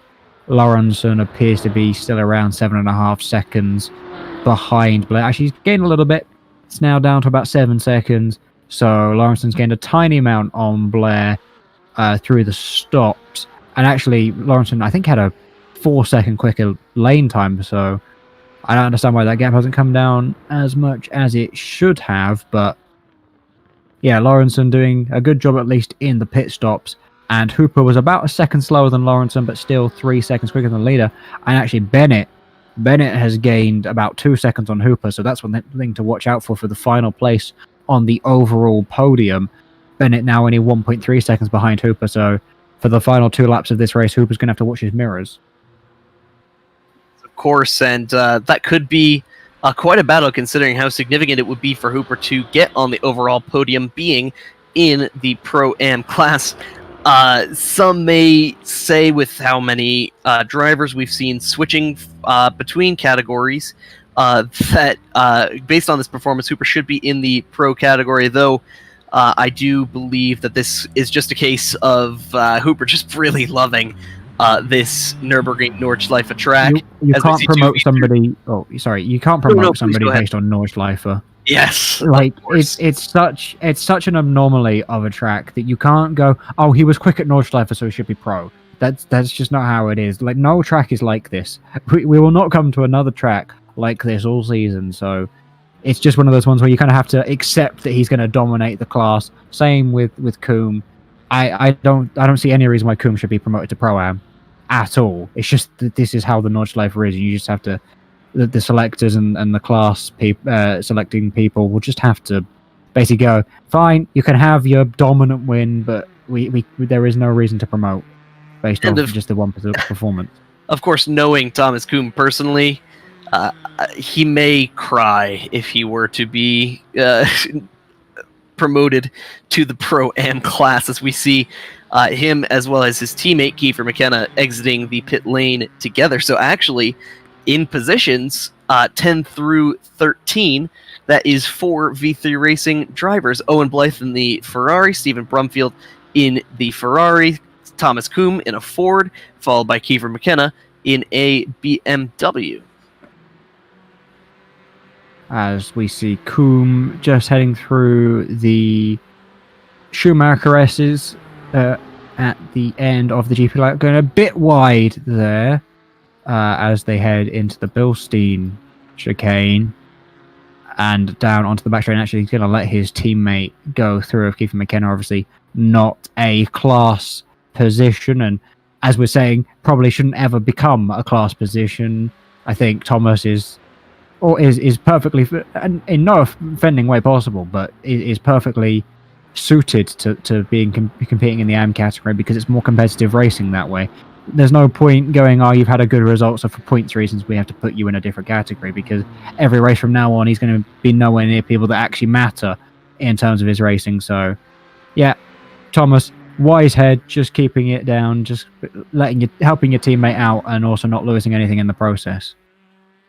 And now we are taking a look at our leader, that is Blair Mann, who has a 7-second gap back to Alfie Lawrenson. So he went from being overtaken for the lead to now with a huge margin. Now taking a look at Tom Hooper. This is going to be an interesting battle to look at. 2 BMWs. Tom Hooper in the Radicals Online BMW, followed by Alex Bennett in the CRG car just behind. That is the 111 car that we are on board with now of Alex Bennett as they head into the left-hander just here and headed towards a long straight section. So Bennett getting very close to being within slipstream distance of Hooper. So this battle is just about getting ready to heat up between the two BMWs. You can see the dominance of BMW. Yes, Blair Mann, our leader, is in a Ford. But then if you look at positions 2 through 8 are all BMWs. So, I mean, it's hard to argue that the BMW is one of, if not the single strongest car in the league at the moment. Yeah, I mean, the BMW is also just quite a comfortable car to drive sometimes. It's not the best over bumps, which obviously you would think it'd be a bit weird to be so good at Nordschleife, but it's just the way the weight of the car is and the brakes are, that it's just quite a comfortable, and obviously Nordschleife comfort heavy track, and if you're not comfortable you're going to make mistakes, so very important for the drivers to be something they enjoy at this weekend, and that's probably more important than the actual pace of the cars that they're driving right now. And as they go through the carousel, you can see Bennett keeping his left sides on that flat part of the track just to the left side. And with car in the wall, that is Marvin Sluman. That's big time. That's a big deal. Looks like he may have hit the curb a little bit too hard there.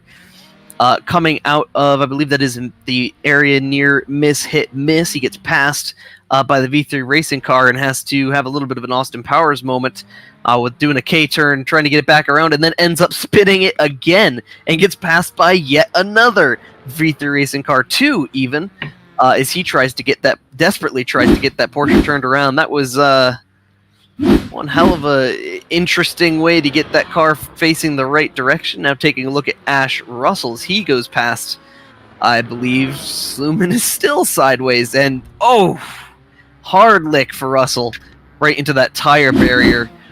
Maybe seeing Sluman sideways caused him to lose a bit of focus. That is a very challenging braking zone. Yeah, focus very, very important around this track, obviously. I mean, you cannot state it enough. One moment where you take your eye off the ball for even a second. I mean, it's even hard sometimes to just look at your relative or something at this track, because you have to find time to take your eyes off the track in front of you. It's certainly just one of those ones where you got to be careful about it and keep your eyes on the road, or else you'll be in a sticky barrier. And barriers, they can seem appetizing at times, but you don't want to give them too many kisses, or next thing you know, you got a broken suspension. Or, I mean, as a lot of these cars have already found out, you'll have broken bodywork, but they seem to be coping with that over the curbs anyway. So now we are taking a look at the battle for the overall podium. Tom Hooper currently has it. Alex Bennett currently wants it. And Bennett nearly, if not, he already is within slipstream distance of the BMW. Ahead of him, just outside of range, about 1.7 seconds the gap between the two of them. So not quite able to get assistance from the slipstream coming down the Dottenderher this time. Though I believe, given the difference in pace, I do expect that we will see Bennett make a pass within the next lap.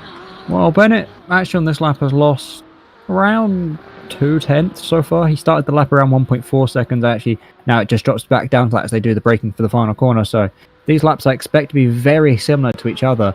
And actually we're heading on now to the white flag lap. This will be the last one. So Bennett's got to gain 1.4 seconds when previously he gained a 10th last lap. So that's a big time margin still to make up for him. So he's going to have to hope for a Hooper mistake. Otherwise, Tom should just be able to run away with things. And he seems to be slightly better through the twisties. Bennett, I think, is slightly better in the straight line. So Hooper will be hoping that he can just pull out a margin before they get onto the Dottinger Hole. And just try and keep that margin enough so that when it comes to braking for the final corner, he'll be well clear before the and just try and cross the line. I think that's his best chance. I don't think that the two in front of him are going to be available. I don't think they're going to make any mistakes because of just the margins they have. I mean, Lawrenson is 8 seconds behind Blair and Hooper's 7 seconds behind Lawrenson. You can back off by 8 seconds and probably not crash fairly easily at Nords. I mean, there is the argument that that might cause you to switch off enough that you do crash, but in terms of taking any risk, I don't expect either driver to really go too hard. Obviously, at the weekend in the Formula 1, that did cost Red Bull not taking the risk pitting for the tires and then having issues, but we don't have punctures here, so I don't expect that's gonna cost Lawrenson too much if he backs off a little bit. Same with Blair. The white flag already. I'm not sure it is. We could. It is. There's no way they're gonna make it. I'm not sure. I've not seen a white flag, though. I could be. I mean, obviously, I could be wrong. I'm wrong on a lot of things, but this is going to be a very close battle. They crossed the line with sure. 6 minutes to go. I physically don't see. Well, maybe 6.5 minutes to go. So they've got to somehow find a minute and a half. So I'm 99% sure this is white flag lap. All right, so that is interesting. That definitely falls in the favor of Tom Hooper, because I think if they had another lap after this, it wouldn't even be a competition. Alex Bennett is just too fast, though I think Hooper may have enough pace to hold him off very hard onto the... Ooh, that big was contact. Who was that? Was that Hepscard? Schiff, and I don't know who that was with. Yeah, Hepscard. Oh, okay, that's just... That looks very egregious. That was... The stewards are absolutely going to have to look at that. That was a body slam. That was a day late. I mean, he's not alongside in the braking zone. If we That's could take a day late and $1 short from Hepscard, I'm afraid. Yeah, Asger has had a really tough season. Taking a look at this replay again, we'd have to see an onboard camera. I'm not sure if we can, but he's half a car length back when they apply the brakes into a very he was not a chance. That was absolutely taken. If you ask me, that was absolutely intentional. That was absolutely an egregious move from him. And you would expect a bit more maturity, especially from a pro class driver. Asger has had a few issues so far this season, being in the Stewards panel a few too many times, some might say, but I think he may be getting close to the last straw with the race Stewards, so that's going to be very interesting to take a look at. And at the moment, as we now are on board with Bennett. That's actually technically put him in front of Schiff, who's now retired, so the stewards are definitely have to look at that one, because that's just not fair on Phillip at all. He had no reason to leave the door open for Asger there.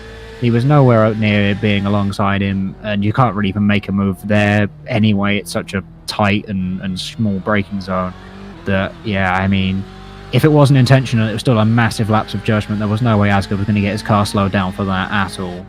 If you ask me, that had to have been... when you take a look at the replay from the onboard with Asger, I don't see any way that was...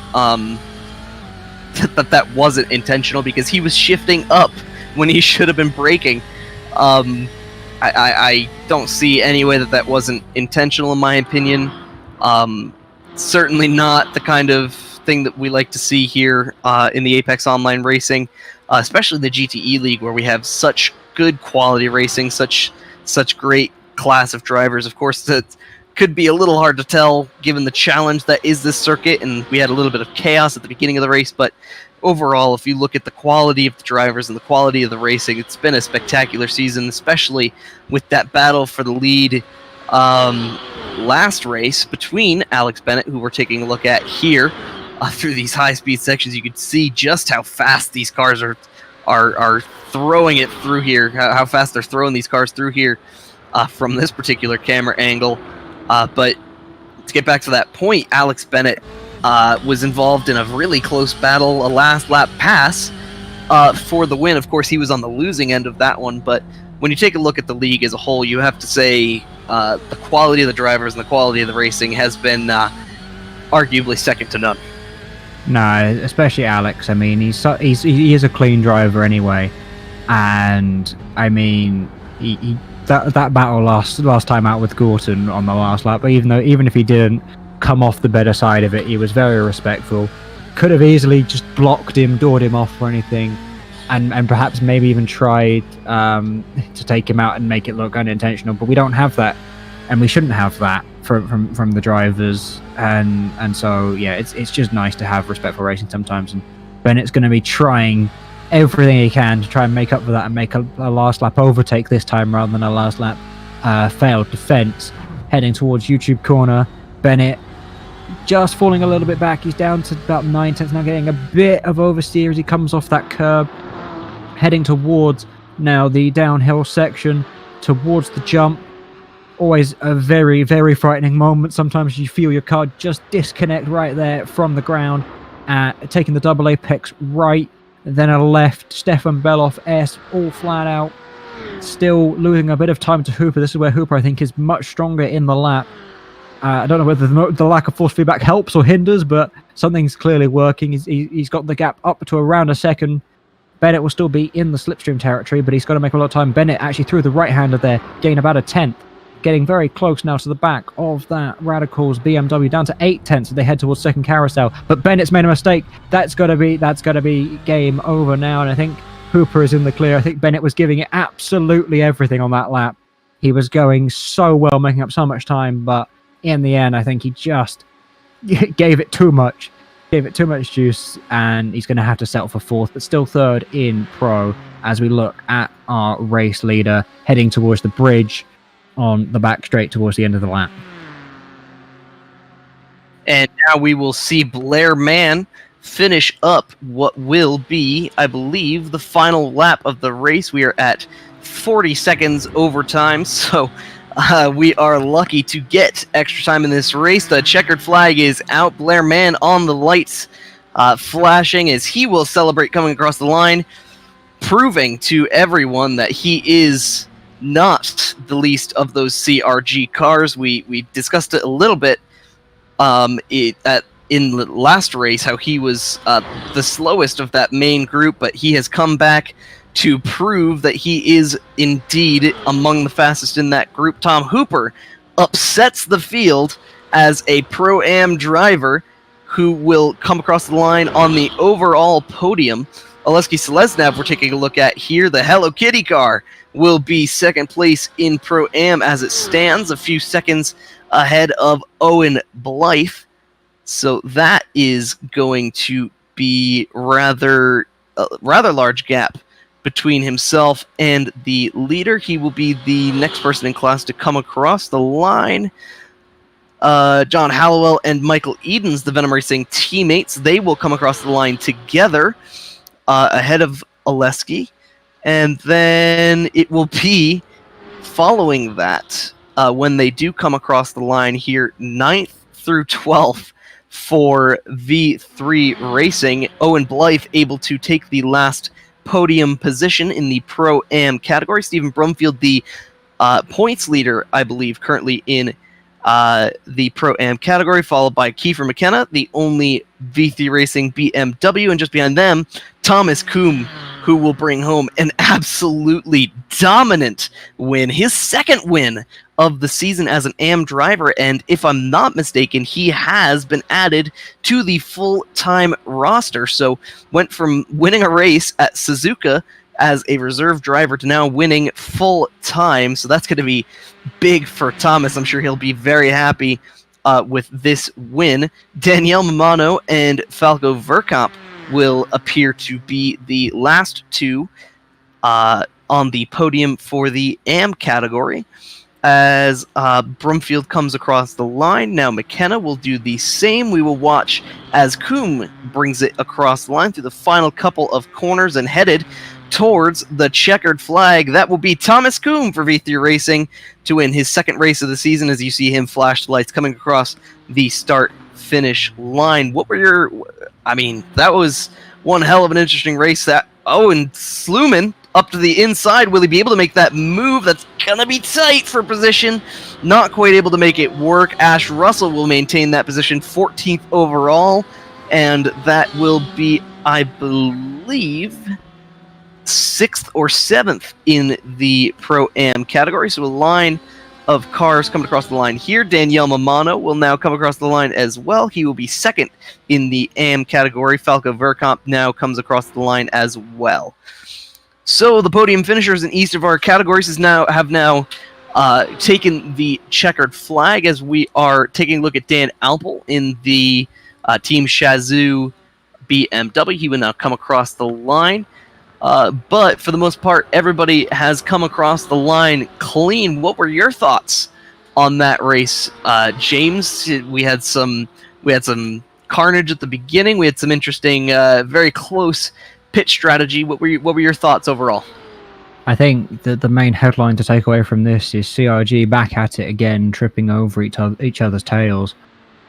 Just they need to work out a way of working with each other, really. I mean, we saw it in Suzuka on the formation lap and the start that they had issues with each other there. Watkins, they didn't have issues with each other, but still they weren't consistent enough. They tried to work together as a team, got in a little bit of a scuffle on the back straight, to be fair, but apart from that, they only had themselves to blame for what happened, and Gorton managed to somehow take away the win from all four of them. And once again here, Blair was the only man left really in contention from the win, despite blocking out the front two rows of the grid entirely. So yeah, they've just got to work out something between them to fix what's going on internally. Yes, indeed. And we are taking a look here at Alessandro Pontegorve, just finishing up. We will not have our results to share with you guys watching the broadcast until after all of these drivers have come across the line. So we will take a look at all of them. If you have any requests in the comment topics for discussion in the stream, please provide us with that. I'd also like to take the opportunity to ask you guys, Nick and James, for your nominations for driver of the race. I'll start with you, Nick. What are your thoughts on driver of the race?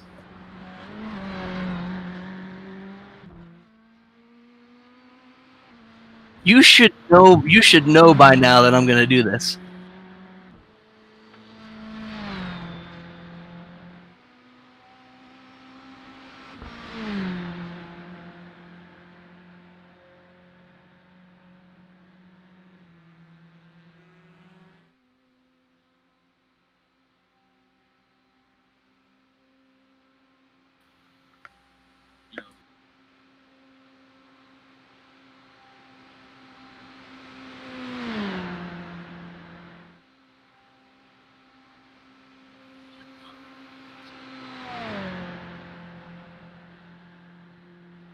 And your thoughts, James? I mean, I'm going to be boring and agree. The Tom of the Day award goes to both of our Toms because they did exactly what you ask of someone. They handled the track, they pulled out the result, they pulled out their wins, dominated the field, didn't put a foot wrong. Tom Hooper, we saw, was under pressure at the end, but he wasn't the one that buckled. It was Bennett behind him that buckled instead.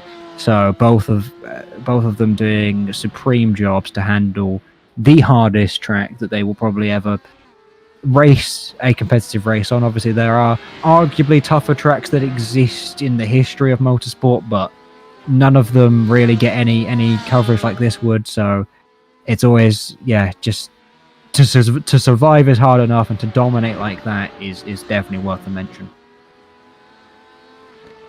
So we are just waiting a few moments to have our drivers come in for interview. We currently have Blairman and Thomas Coombe waiting. We will... what do you say we get one of those interviews in while we wait for everybody to finish up their laps? So we have with us our overall winner, Blair Mann, who in the CRG Ford. First of all, congratulations, Blair. Cheers. So we saw you get passed by your teammate, Martin Nedelik. What, from your perspective, did he do wrong that caused him to have to retire? What was your first thought when you saw him pass you? And then what were your thoughts when you passed him back because he had binned it? Yeah, I thought it was over when he passed me, to be honest, because I had about 30 seconds optional repairs, and I was so far down on straight line speed, I was like pulling away from him every corner, but then you just gain it all back in the straight, so it was extremely annoying. But it was kind of disappointing as well, the race, because most of my competition was taken out in turn one, and then Martin obviously made the mistake as well, so it's kind of just like cruising home after that. So we did have a little bit of discussion on the broadcast during the Watkins-Glen race, the last race. about how you had been the slowest of that main group of CRG cars. How does this win change your status within the team, and how do you feel that it ranks you among the fastest in the CRG stable? I don't really think it changes much, to be honest. It's just everyone has their tracks they're stronger at and weaker at, and Watkins Glen I'm usually extremely weak at. It's one of my least favourite tracks compared to this, which is usually a track I really enjoy driving.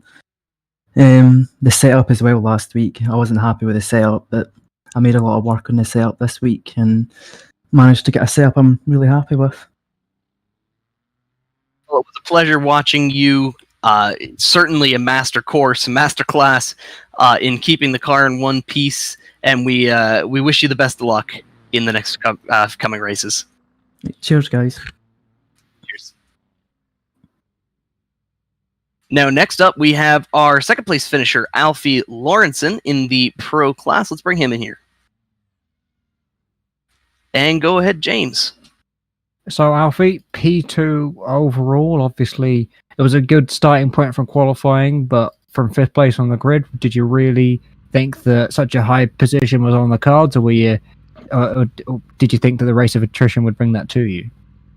I'm not sure.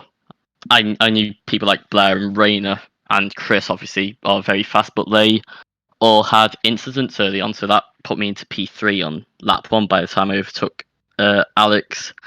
But but Martin, obviously, he had his crash thing, and that put me up into P2. So, yeah, I knew I had good pace, but the attrition helped a lot because, I don't think I was faster than most of the people ahead of me in qualifying in race.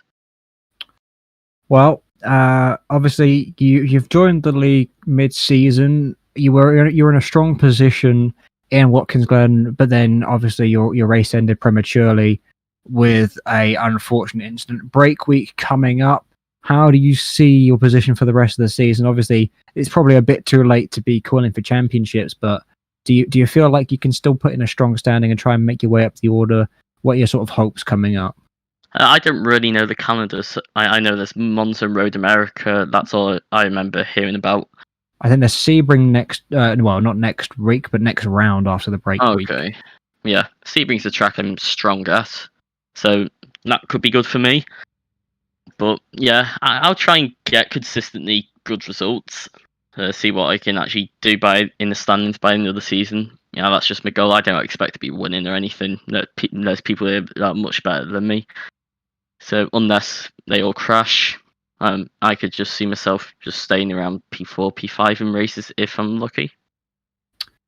Well, I think we certainly look forward to seeing if you can challenge those sort of top 5 positions, maybe get another podium under your belt, and good luck in trying to achieve that, and well done on the podium today. Thank you. And I believe we have time for one more interview before we go over our championship standings. With us now is two-time AM class winner, Thomas Coombe. Thomas, congratulations on your second win of the season. Thank you very much. So we saw a little bit I saw a little bit in chat you saying you had no idea where that pace came from. Where do you think that pace came from?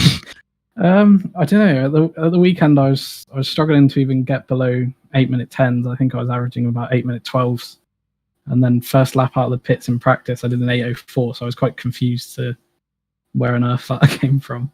And then in quali, it felt like an average lap. It didn't feel that good, but somehow it was actually pretty quick. So I don't know where any of it came from, but I was just happy to keep it out of the wall and bring home the win. Now, your first win was as a reserve driver. If I'm not mistaken, you've now become a full-time driver in the league. How does this bode for your? It's going to be an uphill battle, but do you think you have a chance at making a run for at least a podium in the driver standings? Yeah, I think it's definitely possible, especially with Merlin having a bad race this week. So I've probably gained quite a few points on him. So I think these tracks coming up as well normally quite good for me, so I'm hoping that I might have a chance. So you went from no career wins to 2 career wins. How significant is that for you? It gives me a lot of confidence. I did have one in the past, but that was a wildcard race, and it was a bit of a strange one. So to get 2 in like races where people are aware of the track and everything, and know the combinations, it definitely gives me a lot of confidence going forward for the rest of the season.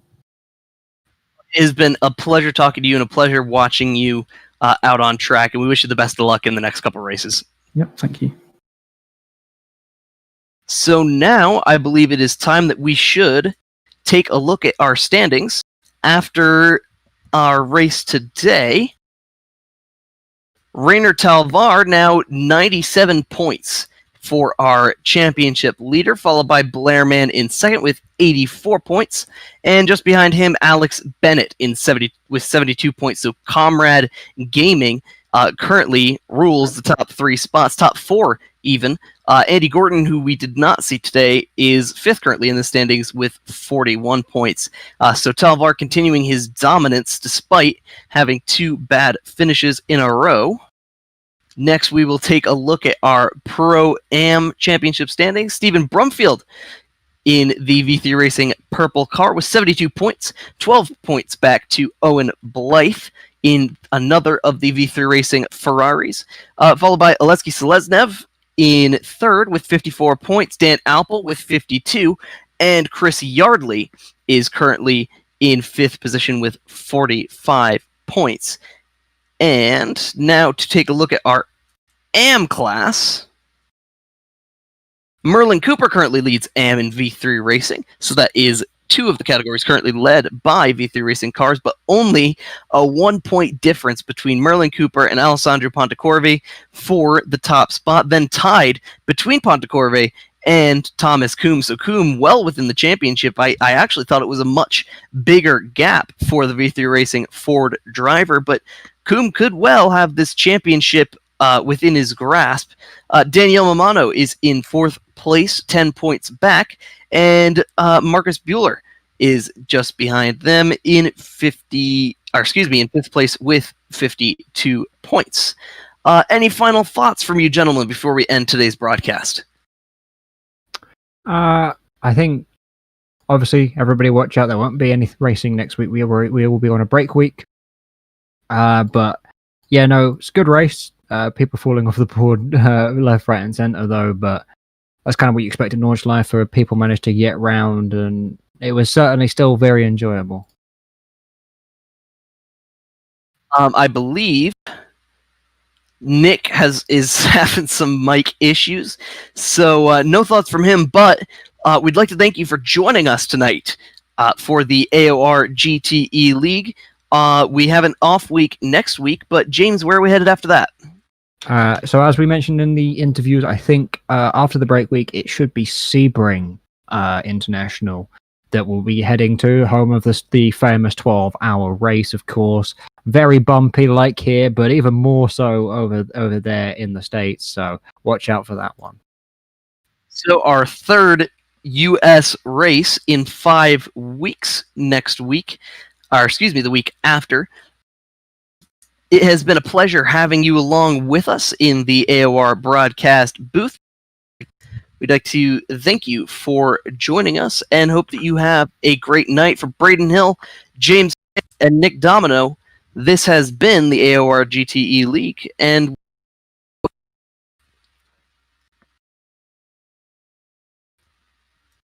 have a good night, everybody.